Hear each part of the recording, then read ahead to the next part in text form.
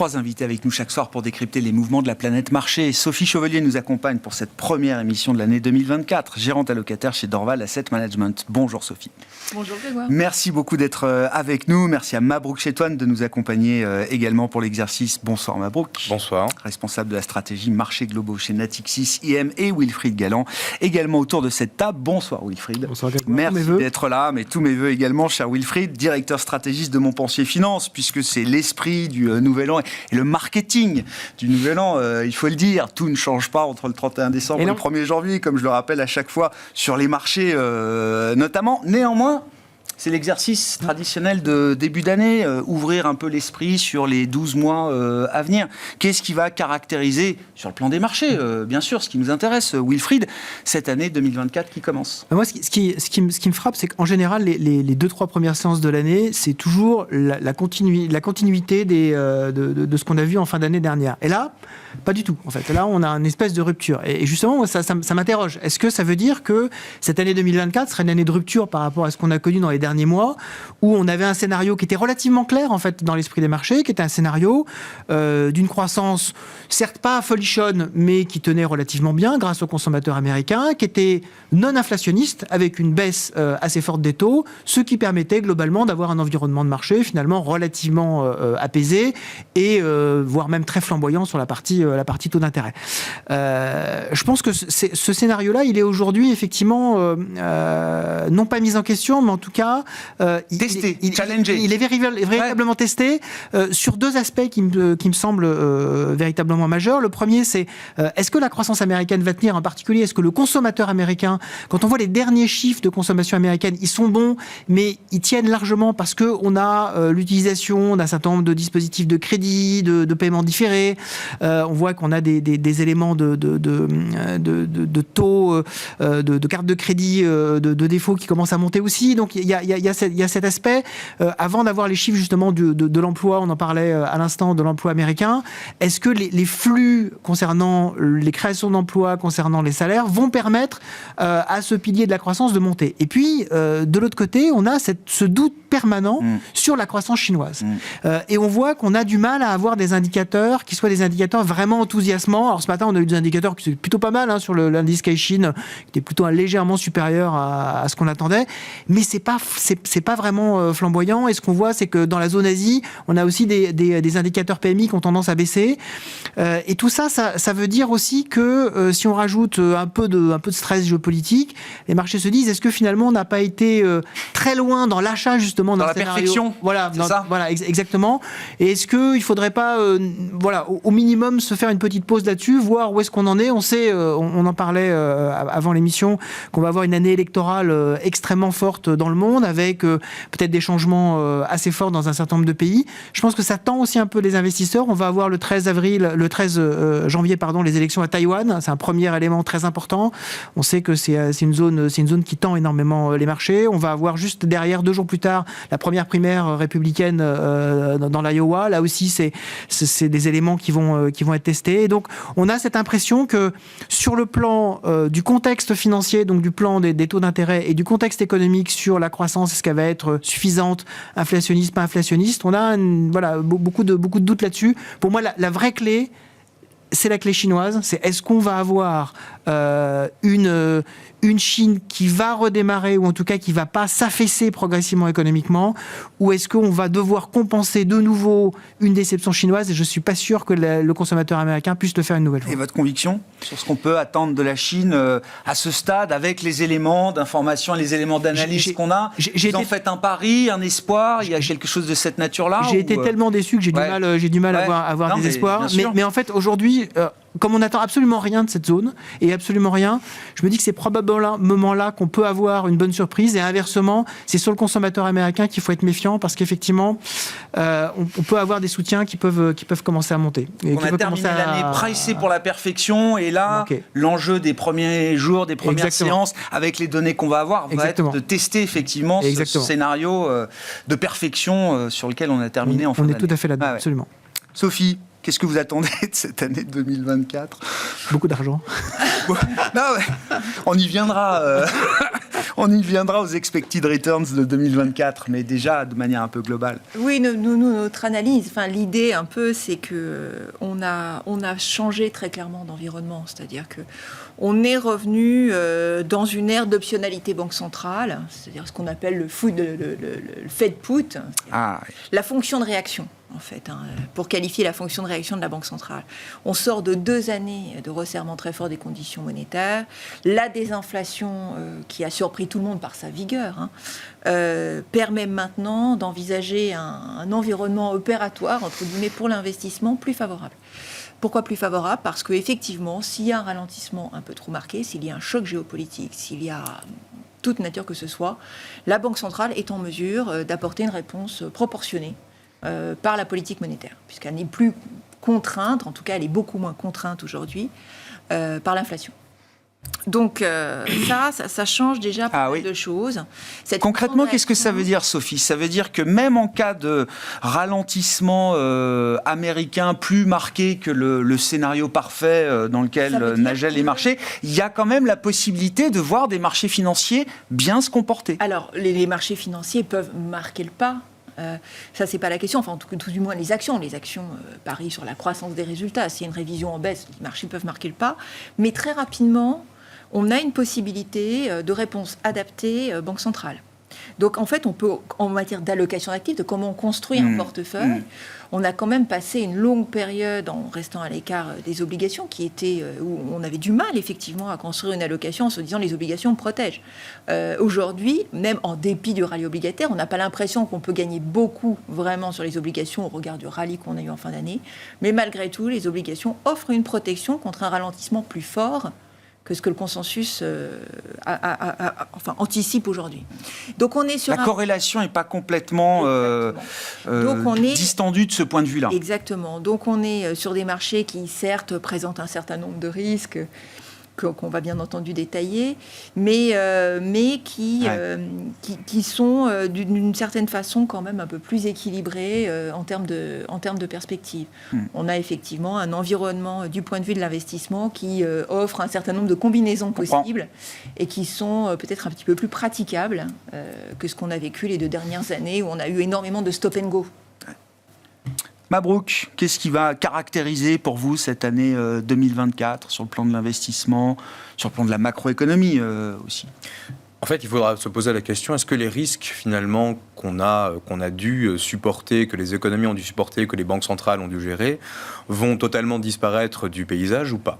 Alors on a parlé du risque chinois, pour moi effectivement la Chine c'est pas du tout le moment. Faut juste une corrélation extrêmement simple, quand on regarde finalement la déception chinoise, elle commence à partir du moment où on commence à voir le plateau du commerce mondial. Quand vous regardez finalement les flux de commerce mondiaux, ça se stabilise depuis à peu près 2021-2022, ça ne croît plus, et c'est à ce moment-là finalement que la Chine commence à enregistrer de plus en plus de difficultés, jusqu'au moment où finalement, on va dire, tout explose au même moment, enfin, de manière contrôlée bien sûr, à la chinoise, avec le choc immobilier dont ils vont pas pouvoir s'en débarrasser immédiatement, donc c'est quelque chose qui va durer, et on reparlera des élections américaines, c'est encore un autre facteur de risque pour l'économie chinoise. Donc ça, finalement, ce risque qui était présent en 2023 ne disparaîtra pas en 2024. Le risque inflation, dont tout le monde dit qu'effectivement c'est derrière nous, les banques centrales nous disent attention, en fait, c'est pas si sûr finalement qu'on va se débarrasser immédiatement de l'inflation. C'est pour ça que finalement, en début d'année, notamment sur le premier trimestre, on risque d'avoir des surprises. On commence déjà à avoir quelques indicateurs en Europe quand on prend certaines enquêtes. L'enquête au niveau même des services, c'est quand on interroge les dirigeants d'entreprise, comment voyez-vous les prix, en tout cas pour le mois qui arrive, ça repart. Et donc, du coup, et la BCE nous avait déjà averti, attention aux effets de second tour. La Fed, effectivement, a publié une note au mois de décembre en disant on va essayer de mesurer, en fait, la duration, en fait, de ces effets de second tour. C'est 2 ans. D'accord ? Donc ça prend 2 ans avant de se débarrasser des effets de second tour liés effectivement au choc énergétique, liés aux différents chocs qu'on a eus. Et donc on ne se débarrassera pas finalement de l'inflation immédiatement, ce qui veut dire que les banques centrales vont devoir, et là je rejoins effectivement ce que Sophie indiquait, réintroduire un peu de forward guidance dans la manière de faire. Elles vont temporiser. Et cette temporisation finalement va possiblement décevoir les marchés. Une des explications du rallye qu'on a eu en fin d'année, c'était tout de suite l'achat du Fed Put. Là, c'est parti. Toutes les banques centrales vont suivre effectivement la Fed. La BCE a dit attention, nous, pas trop. Donc, ça ne nous arrange pas trop de baisser les taux maintenant. La Fed, on attend de voir de quelle manière est-ce qu'ils vont baisser les taux, quand est-ce qu'ils vont le faire et quel va être le trigger qui va effectivement déclencher.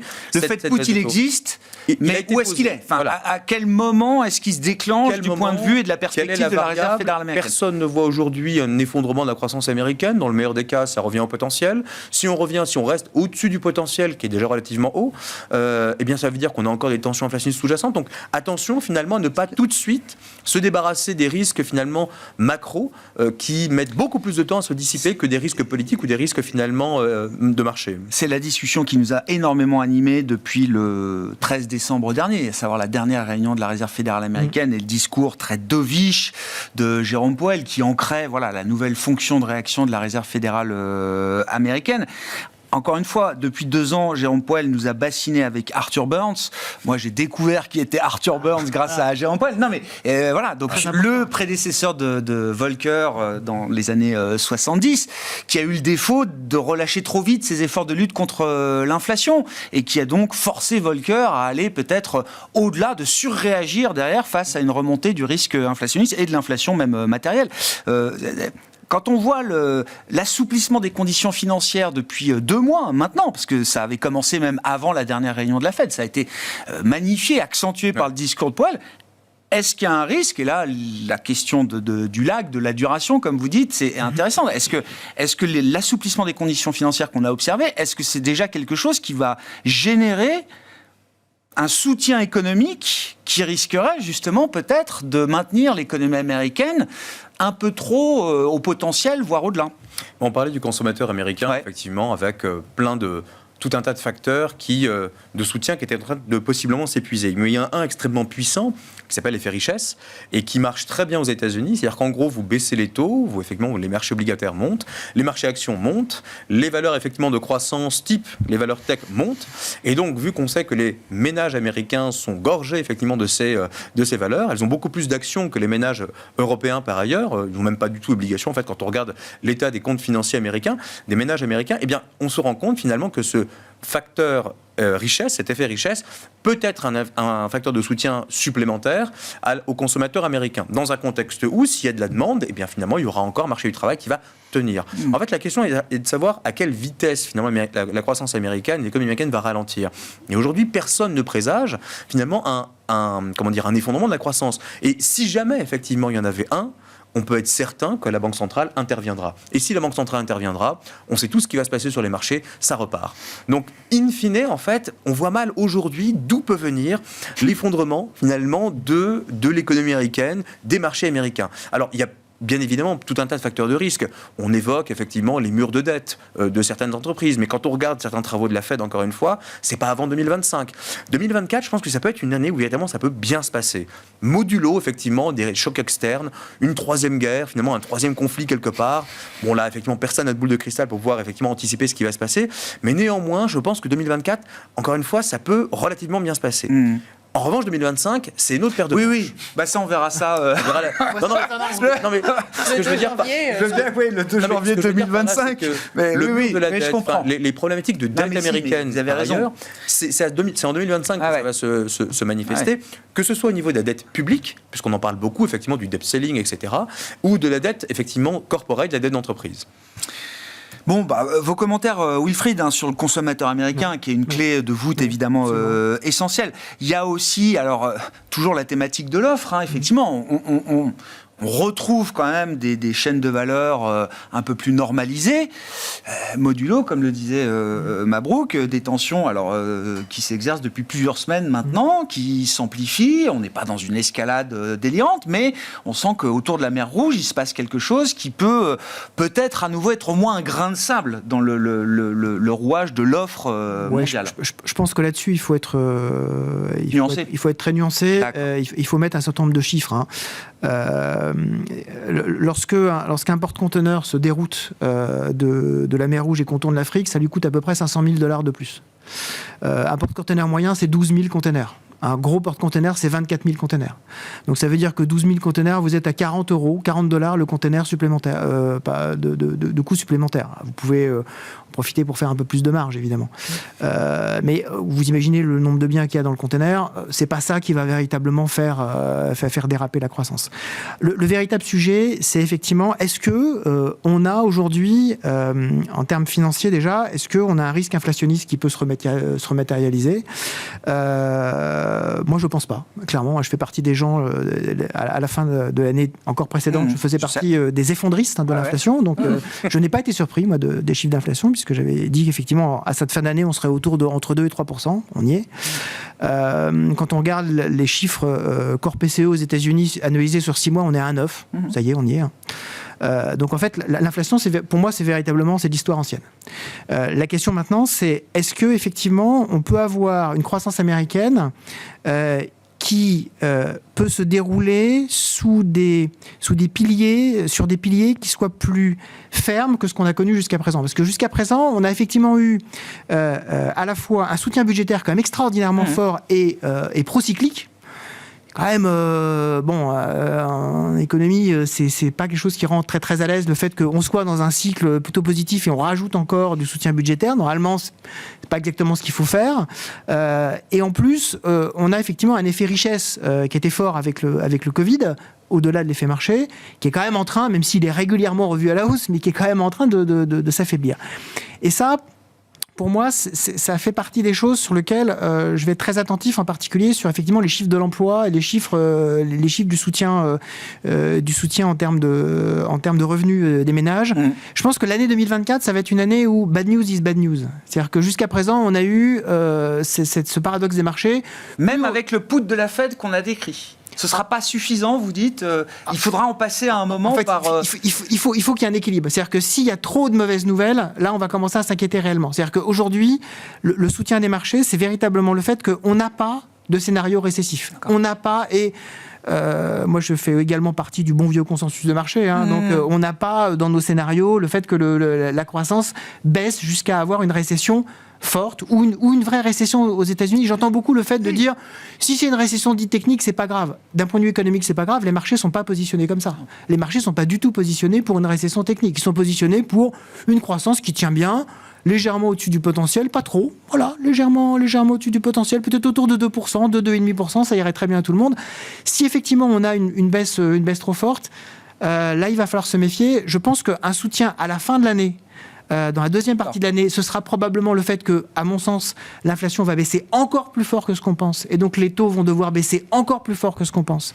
Donc, on va avoir ce soutien-là, mais pas au début d'année. Au début d'année, on a beaucoup acheté ce scénario-là. Donc, on va avoir besoin, effectivement, d'avoir un repricing. Mabouk le disait, il y aura probablement des petits points sur la courbe qui vont inquiéter. Moi, je pense que c'est pas un sujet. Il y a un chemin possible qui nous amènerait en fin d'année à nous retrouver, à devoir... lutter à nouveau contre des forces désinflationnistes et des forces déflationnistes. Absolument. Pour moi, absolument. Tout à fait. Sophie, sur cette idée qu'on explore. En fait, c'est tout le débat autour de ce qu'on appelle l'inflation. L'inflation, c'est un mouvement continu d'augmentation des prix. Ce qu'on a observé, c'est plutôt une marche d'escalier. Ouais. Un choc de prix, oui. Donc on a observé un choc de prix et après, ça ne se transforme pas nécessairement en inflation. Et au regard du régime de demande qu'on a dans les économies développées, en réalité, nous, on partage plutôt votre point de vue. Il n'est pas dit du tout qu'il y ait une transformation en inflation. Une fois les chocs normalisés, on retrouvera des forces déflationnistes qui nous animent depuis longtemps dans le monde aujourd'hui. Notamment liées à la relative atonie de la demande.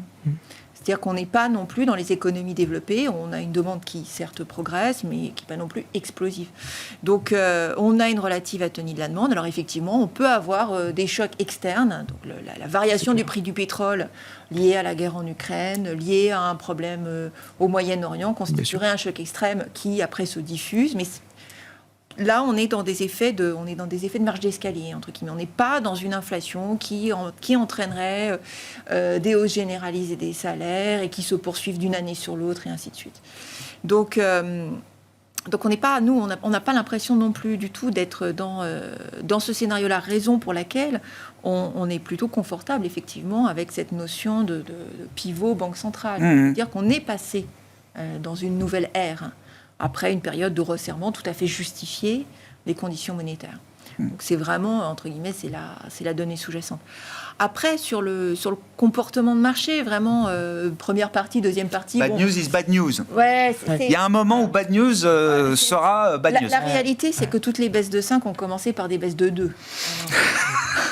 Tous les hard landing ont commencé par les soft landing. Donc c'est toujours... on se rend compte qu'on n'a plus de train d'atterrissage. Voilà, on va toujours être dans l'interrogation, ou si ça commence, si les chiffres, si la détérioration, disons, la détérioration s'accroît, on risque effectivement d'avoir un trou d'air à un moment en se disant mais finalement on n'a pas bien compris parce que de toute façon on a passé notre temps à réécrire ce qu'on anticipait. Toujours. Donc on n'a pas bien compris et effectivement le trou d'air est peut-être plus important. Et bien là, après, on rentrerait dans la fonction de réaction. Mais on peut avoir une période, un passage, où effectivement, on va se dire, oh là là, mais finalement, ça ralentit beaucoup plus. Et partant encore une fois de marché pricé pour la perfection. Hein, alors, je ne suis pas tout à fait d'accord avec ça. Il y a pas mal de poches, de poches de marché en retard.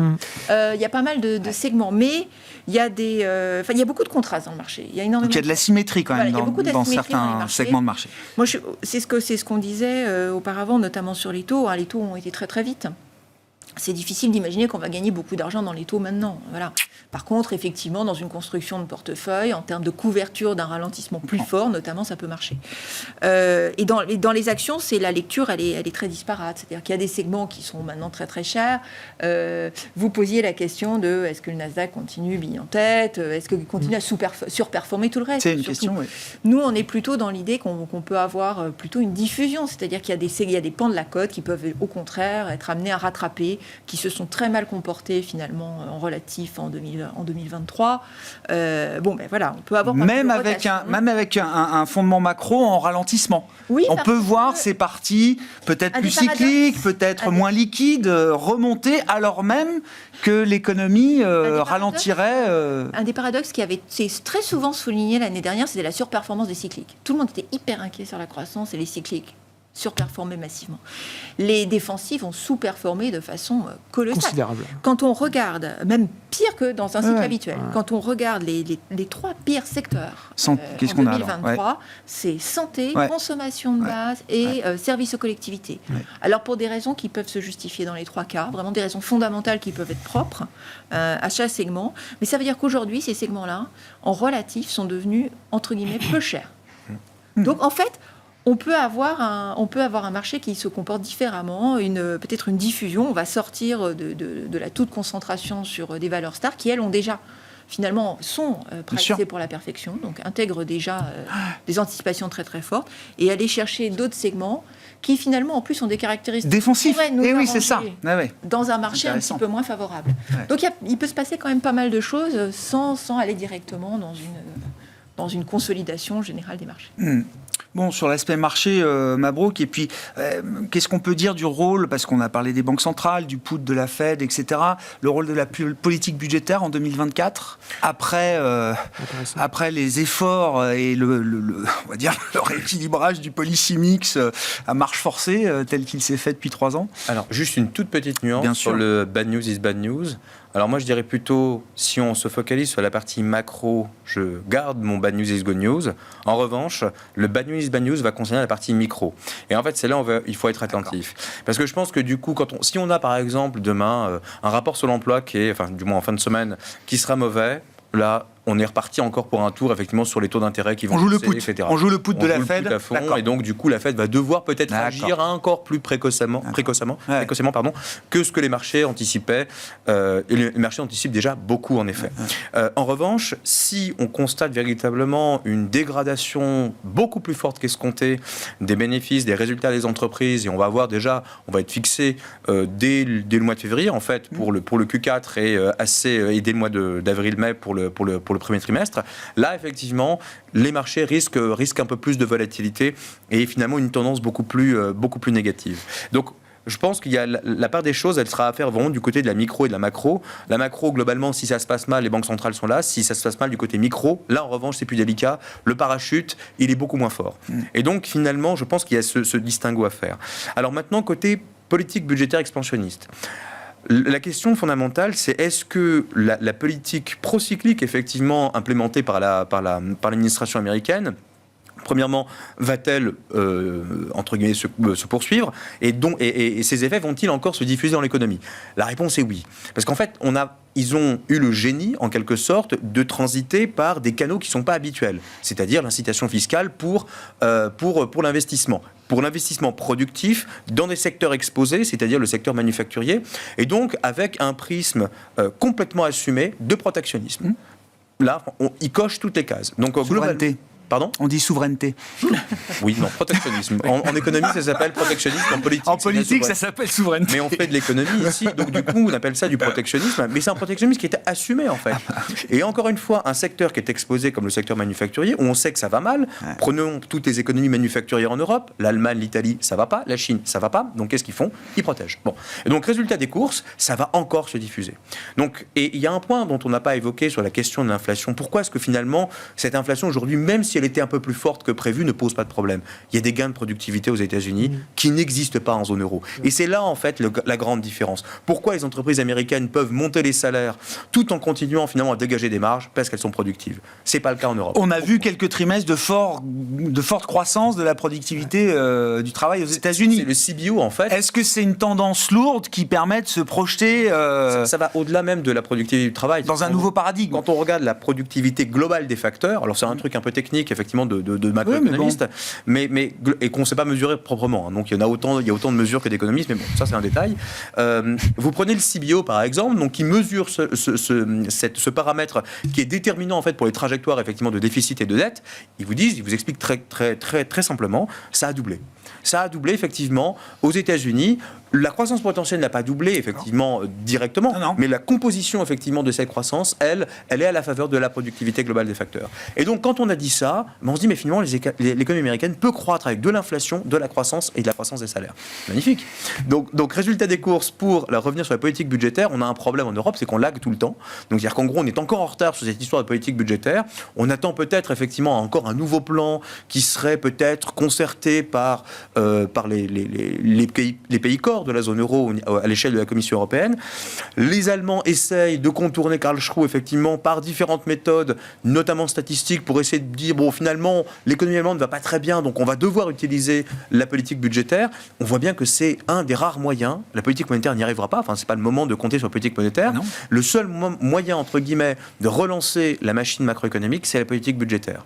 Bon, la croissance économique européenne, on peut pas dire qu'elle soit, on va dire, mirobolante. Exactement. Oui, non. L'économie allemande est en récession. Bon, c'est pas moi qui le dis, c'est même la Bundesbank. Donc du coup, à un moment donné, si on veut sortir de là, eh bien, il n'y a pas le choix. Il va falloir utiliser le volant budgétaire. Et c'est pour ça que la BCE, elle, se dit retardons de toutes les façons, j'ai pas besoin d'utiliser tout de suite mon put, entre guillemets, monétaire, puisque de toutes les façons, il va y avoir sans doute... L'Allemagne ira, et même l'ensemble, il n'y a pas le choix. Donc à un moment donné, si on veut... Oui. À un moment donné, si on veut éviter... De toute façon, l'Allemagne a... C'est-à-dire qu'entre aujourd'hui et le moment où il n'y a pas le choix, il peut se passer du temps. Alors, du point de vue de la vision allemande. Non, mais en Europe, oui, du point de vue bureaucratique, oui, il peut se passer beaucoup de temps, c'est ça le problème. Mais contrairement aux États-Unis, encore une fois. Mais le truc, c'est que si jamais l'histoire, c'est ça, quoi. Mais si jamais on y arrive, encore une fois,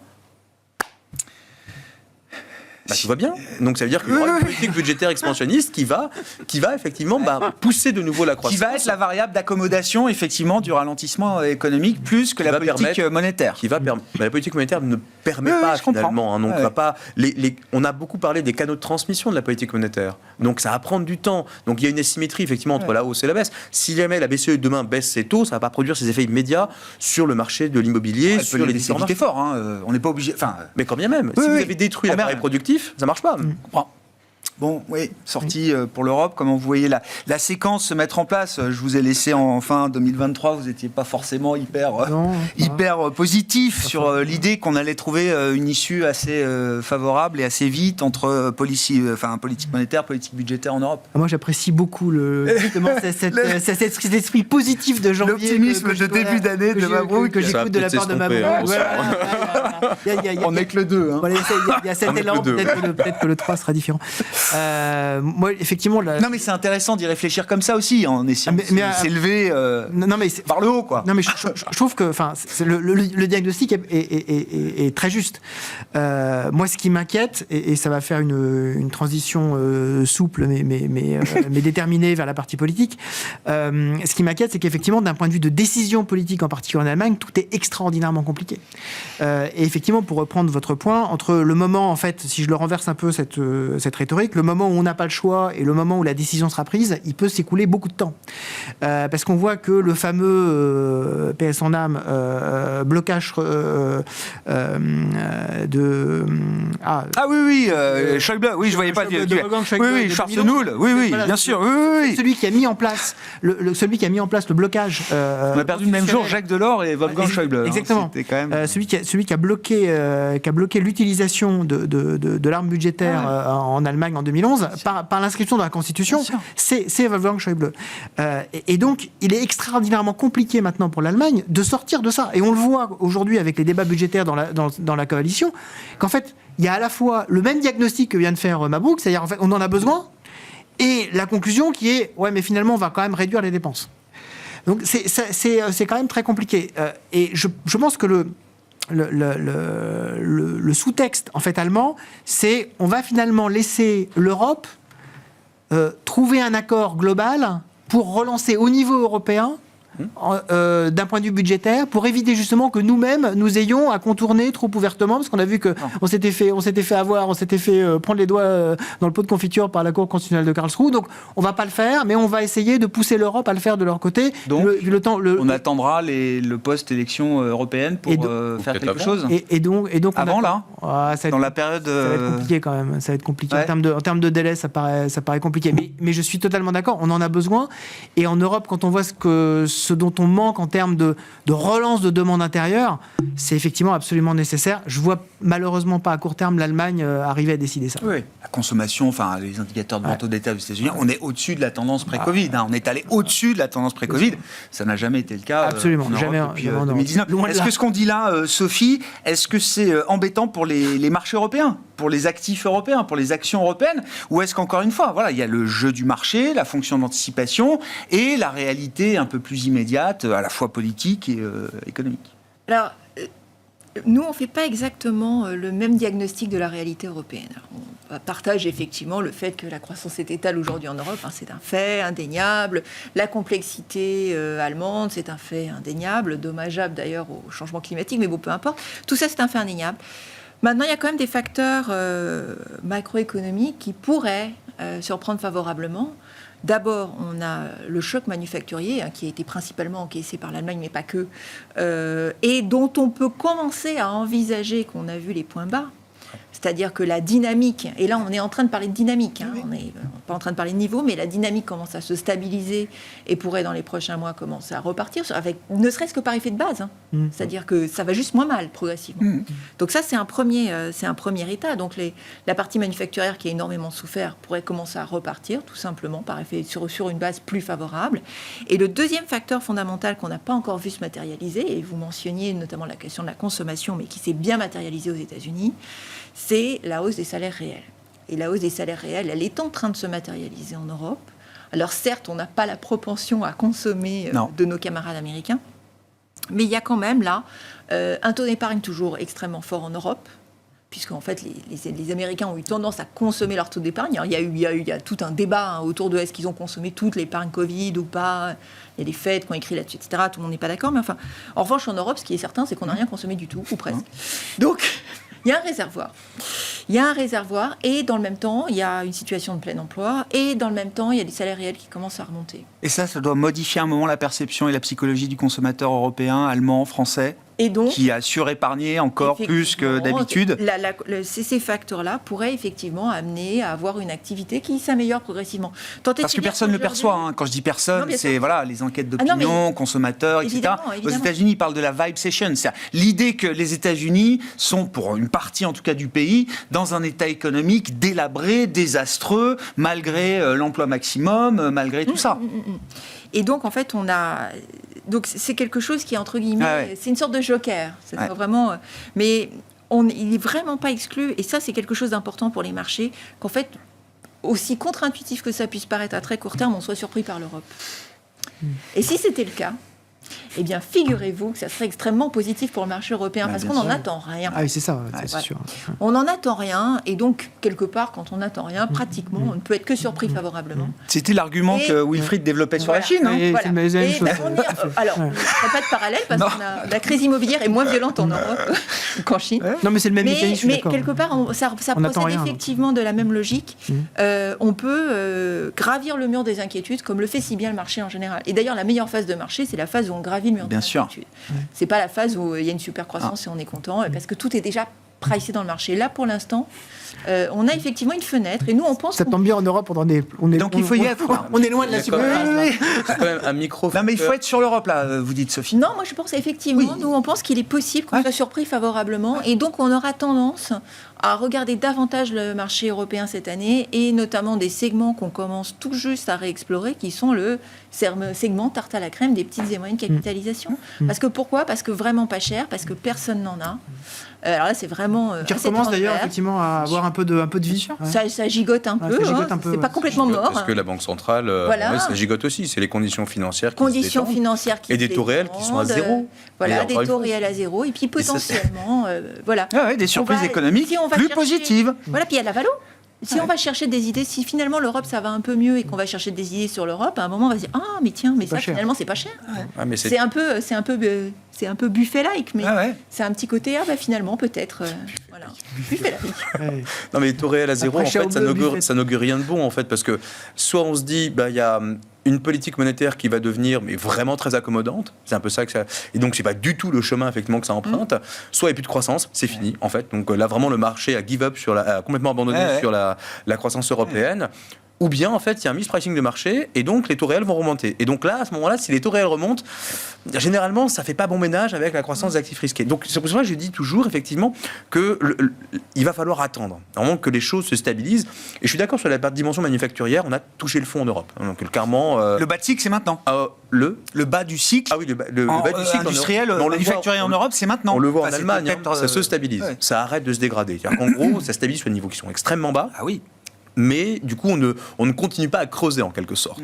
Et donc, toutes les économies manufacturières, toutes les économies européennes qui dépendent par ailleurs de l'Allemagne, voient leur situation cesser de se dégrader. Donc ça, c'est plutôt un bon point. Donc, et si en plus, on a un peu de saupoudrage budgétaire, et si finalement, on a une économie mondiale qui se comporte, entre guillemets, plus ou moins bien, une Chine qui sort de sa torpeur, tout ceci va pouvoir militer pour une surprise favorable du côté européen.